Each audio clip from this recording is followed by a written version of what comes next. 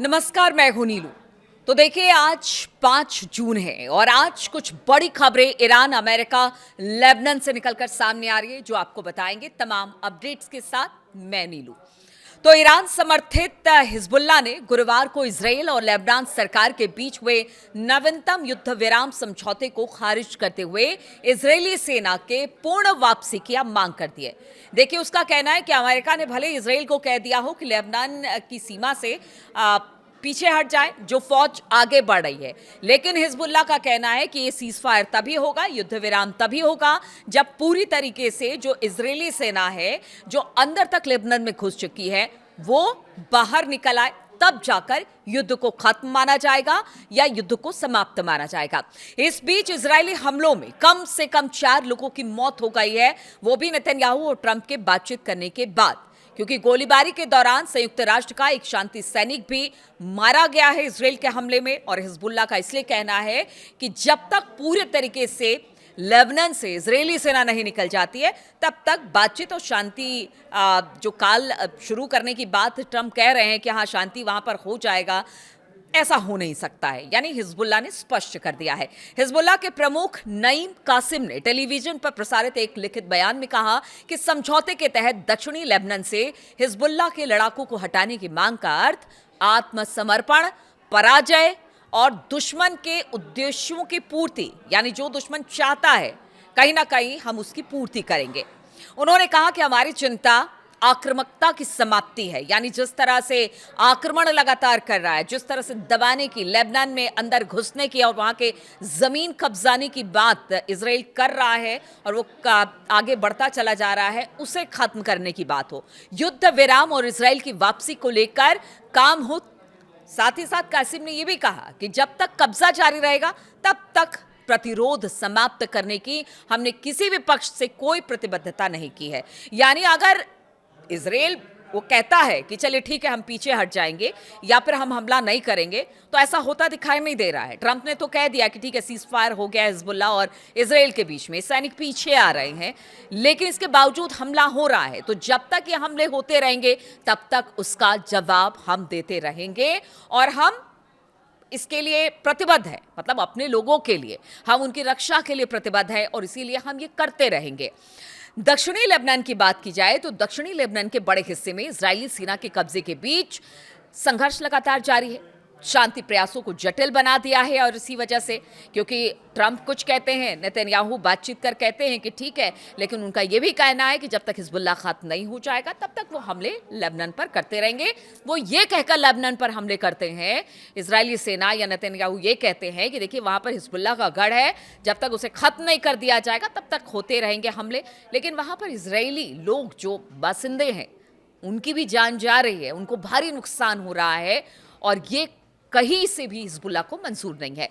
Iran ने मांग की है कि किसी भी स्थायी युद्ध विराम में लेबनान को भी शामिल किया जाए। यानी ईरान का मानना है कि देखिए, आसपास जितनी जगह है, चाहे वो गजा हो, लेबनान हो, ईरान हो, हर जगह पर युद्ध खत्म होगा, तभी जाकर इस पूरे रीजन में शांति आएगी। और ये लगातार ईरान की मांग है कि अब सिर्फ एक फ्रंट पर बात नहीं होगी जहां पर युद्ध हो रहा है, बल्कि जितने भी फ्रंट इस वक्त युद्ध या फिर जहां पर हमले हो रहे हैं, उस सबको समाप्त कर देना होगा। लेकिन जिस तरह से मैंने बताया कि इजरायली प्रधानमंत्री बेंजामिन नेतन्याहू का कहना है कि जब तक हिजबुल्लाह से खतरा समाप्त नहीं हो जाता, तब तक अभियान इसी तरह से चलता रहेगा और इजराइल हिजबुल्लाह के ठिकानों पर हमला करता रहेगा। अब देखिए, संयुक्त राष्ट्र अंतरिम बल यानी कि UNIFIL और सर्बिया के रक्षा मंत्रालय के अनुसार दक्षिणी लेबनान के मरजायून क्षेत्र में एक मोटार का गोला गिरने से सर्बिया का एक शांति सैनिक भी मारा गया है। 2 अन्य घायल हुए। हालांकि यह स्पष्ट नहीं हो सका है कि गोला इजराइल की तरफ से दागा गया या फिर हिजबुल्लाह की ओर से दागा गया, लेकिन यहां पर शांति सैनिक एक जरूर मारा गया है। लेबनान की सरकारी समाचार एजेंसी की बात की जाए तो मारूब गांव में ड्रोन हमले में एक मोटरसाइकिल सवार की मौत हो गई, जबकि 4 लोग इसमें घायल हुए हैं। पूर्वी लेबनान की बेका घाटी स्थित सोहमोर गांव पर हवाई हमले हुए, 3 अन्य लोगों की इसमें मौत हुई। इजरायली सेना ने इन घटनाओं पर तत्काल कोई टिप्पणी नहीं की है, किसी तरह की कोई प्रतिक्रिया नहीं दी है। हालांकि उसने दक्षिणी लेबनान के कुछ इलाकों में लोगों को ना जाने की चेतावनी दी है। तो इस तरह से ये पूरा मामला लेबनान के बॉर्डर पर दिखाई दे रहा है। अगर दक्षिणी शहर सैदा की बात की जाए तो कई स्थानीय निवासियों ने युद्ध विराम घोषणा पर संदेह जताया। एक निवासी मयादा हिजाजी ने कहा कि हर कुछ दिनों में युद्ध विराम की घोषणा होती है, लेकिन होता क्या है, लोग फिर भी मरते रहते हैं, यानी युद्ध विराम का कोई मतलब नहीं है। स्थानीय निवासी सलाह नस्साब ने भी कहा, मतलब ये कुछ लोगों की बातें सामने आई है। वो कह रहे हैं कि इसमें ठोस प्रयास की ज़रूरत है। हम घर लौटते हैं और फिर विस्थापित हो जाते हैं। हम बहुत थक चुके हैं। यानी कि वहाँ पे जो लोग जो रोज़ाना के संघर्ष से जूझ रहे हैं, उनका यही मानना है। इस संघर्ष के दौरान इजरायली सेना दक्षिणी लेबनान में वर्ष 1982 से लेकर 2000 के कब्जे के बाद से सबसे अधिक अंदर तक पहुंच गई है और वर्तमान में देश के लगभग 5वें हिस्से पर लेबनान में जो इजरायली सेना है उनका नियंत्रण हो गया है। लेबनान में अब तक करीब जो आंकड़े सामने आए हैं उसमें करीब 3500 से अधिक लोग मारे जा चुके हैं। 12 लाख से अधिक लोग विस्थापित हुए हैं। लोग अपने घरों को छोड़कर जा रहे हैं। इस संघर्ष में 27 इजरायली सैनिक और 3 नागरिकों के भी मारे जाने की खबर है। तो आप समझिए कि किस तरह से अभी भी ये पूरा जो फ्रंट है वो खुला हुआ है। युद्ध विराम की बात होती है, समझौते की बात होती है, लेकिन इसके बाद होता क्या है? फिर वही हमले और फिर वही मौतें और फिर विस्थापन की कहानी। यही है लेबनान की कहानी और उसके आसपास के क्षेत्र गजा की भी यही कहानी है। अगर युद्ध विराम समझौते की बात की जाए तो अमेरिका की मध्यस्थता में इजराइल और लेबनान सरकार के बीच वार्ता के बाद सामने आया था कि अब सब कुछ खत्म हो जाएगा, शांति हो जाएगी। लेबनान सरकार ने पहले भी हिजबुल्लाह को कहा था कि आप अपने अस्त्रों को छोड़ दीजिए और कोशिश यही की गई थी। उस पर देश को युद्ध में धकेलने का आरोप भी लेबनान की सरकार ने लगाया था। हालांकि समझौते में हिजबुल्लाह औपचारिक रूप से शामिल नहीं था। इसमें लेबनान की सेना को उन सुरक्षा क्षेत्रों का नियंत्रण सौंपने की बात कही गई थी जहां पर हिजबुल्लाह की मौजूदगी पर रोक होगी। लेबनान के राष्ट्रपति जोसेफ ऑन ने गुरुवार को इस समझौते को अंतिम और व्यापक युद्ध विराम की दिशा में आखिरी अवसर बताया। उन्होंने कहा है कि हिजबुल्लाह सहित संबंधित पक्षों की प्रतिक्रिया मिलने के बाद लेबनान सरकार इस समझौते को लागू करने के लिए तैयार है। और इस बीच ईरान के रेवोल्यूशनरी गार्ड्स की कुड्स फोर्स के प्रमुख इस्माइल कानी ने लेबनान में पूर्ण युद्ध विराम और इजरायली सेना की वापसी की मांग दोहराई है।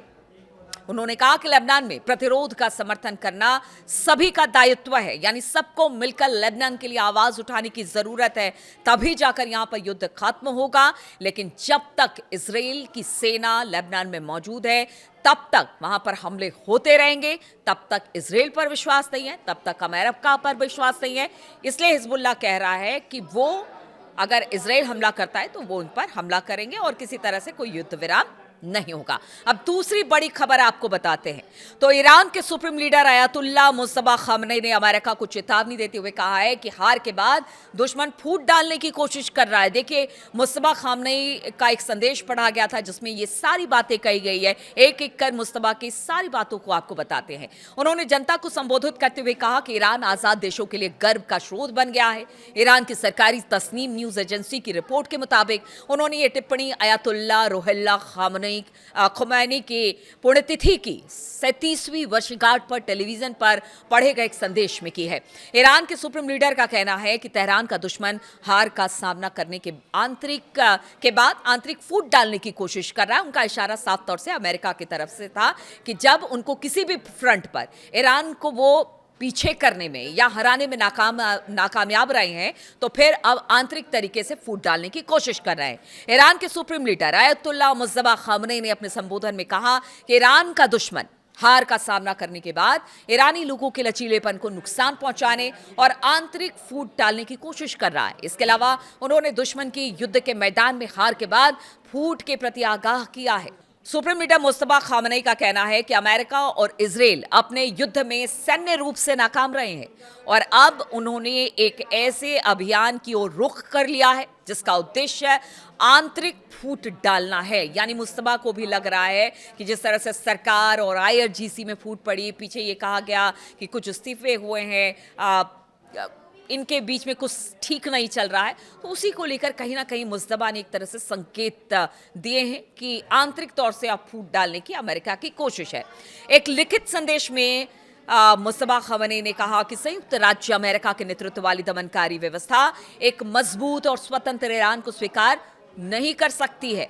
उन्होंने इजराइल को उस व्यवस्था की इन मनगढ़ंत चौकी, आप समझिएगा कि पूरी व्यवस्था की एक मनगढ़ंत चौकी बताया है। उन्होंने कहा कि दुश्मन सैन्य रूप से नाकाम होने और गहरे अपमान का अनुभव करने के बाद अब एक हाइब्रिड युद्ध छेड़ रहा है जो दो बिंदुओं पर केंद्रित है। पहला, ईरान के आम लोगों का हौसला तोड़ना, और दूसरा, ईरानी सरकार के अधिकारियों के मन में भ्रम पैदा करना ताकि वो गलत फैसले ले सके। तो ये मुस्तबा का कहना है, यानी कहीं ना कहीं उन्होंने ईरान के लोगों को सावधान किया है इजराइल और अमेरिका के मंसूबे को लेकर, और साथ ही साथ अपने लोगों को भी एक संदेश देने की कोशिश की है कि आपस में लड़ने की जगह आप अमेरिका और इजराइल से लड़िए। ये वक्त आपसी फूट का नहीं है बल्कि सही फैसला लेने का है। लेकिन इसी बीच बताया ये जा रहा है कि जब इतना सब कुछ मुस्तबा ने कह दिया तो अब ट्रंप की तरफ से भी एक बड़ा बयान आया है। ट्रंप ने मुस्तबा खामनेई से मिलने की उम्मीद जताई है। तो ये है, ट्रंप कह रहे हैं मुस्तबा खामनेई से मिलना चाहते हैं।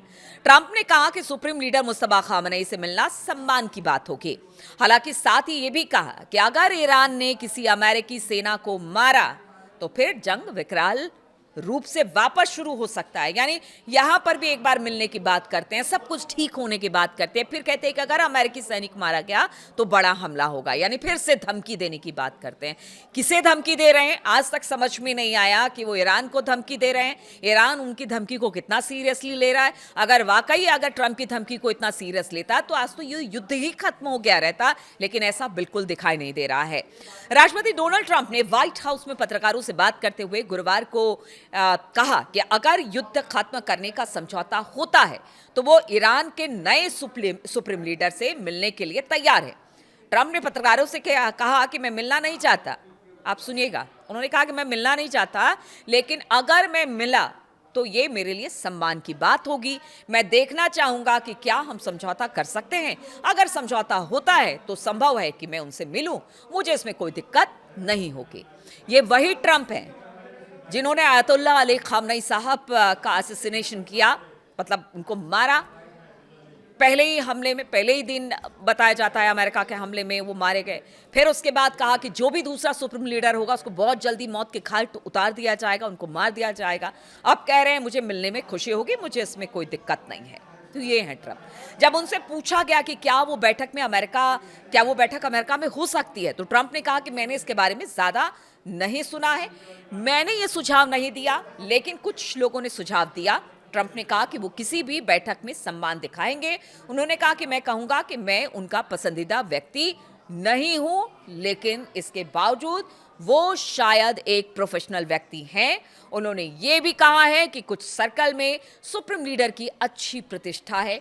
फिर से पूरी ताकत से जंग शुरू करने पर क्या कहा उन्होंने, तो उस पर भी ट्रंप ने कहा कि देखिए, अगर ईरान अमेरिका सैनिकों को मारता है तो वो युद्ध फिर से शुरू करने का अच्छा कारण होगा। यानी वो कह रहे बातचीत करेंगे तो बहुत अच्छा है। अमेरिका बुलाए जाने की बात पर उन्होंने कहा कि हम सोचेंगे कि क्या करना है। कुछ लोगों ने मुझे सजेस्ट किया है कि उनसे बातचीत किया जाए, लेकिन अगर एक भी अमेरिकन सैनिक मारा गया तो फिर ईरान पर बड़ा हमला होगा और ये एक बढ़िया कारण बन जाएगा अमेरिका के ईरान पर हमला करने पर। उन्होंने पत्रकारों से बात करते हुए कहा कि अगर उन्होंने अमेरिकी सैनिकों को मार दिया तो ये अच्छा करने का, एक युद्ध छेड़ने का अच्छा मौका हो जाएगा, एक कारण हो जाएगा उनकी। क्योंकि ट्रंप ने कहा कि देखिए, ईरान के पास कोई नौसेना नहीं है, कोई वायुसेना नहीं है। हमने उनके लीडर उनकी जो पूरी लीडर की एक टीम थी उसको खत्म कर दिया। फिर झूठी खबरों में पढ़ते हैं कि जंग में ईरान बहुत अच्छा कर रहा है। ये विश्वास करने लायक नहीं है, क्योंकि उनकी सब चीज़ें तो हमने मार दी है। फिर जो खबरें आ रही हैं उसको प्रोपेगेंडा बता रहे हैं डोनाल्ड ट्रंप। उनका कहना है कि ईरान के पास सब कुछ नहीं बचा है, और यही बात वो अपने कांग्रेस में भी कहते हैं कि युद्ध तो खत्म कर दिया, लेकिन कहाँ खत्म हुआ है युद्ध, ये ट्रंप बता नहीं पा रहे हैं। इसके अलावा उन्होंने कहा कि उनके पास 159 जहाज थे और वो भी अब समुद्र के नीचे पड़े हुए हैं। हमने उसके नीचे की तस्वीरें ली हैं और वहां पर हमने जितने उनके जहाज थे सब मार दिए। तो सब अगर खत्म ही कर दिया है तो फिर बातचीत किसे लेकर हो रही है? फिर तो आपको चाहिए कि आप अपने हिसाब से सब कुछ कर ले, दुनिया में लड़ाई खत्म हो जाए, दुनिया में जो क्राइसिस इस वक्त हुई है वो सब खत्म हो जाए।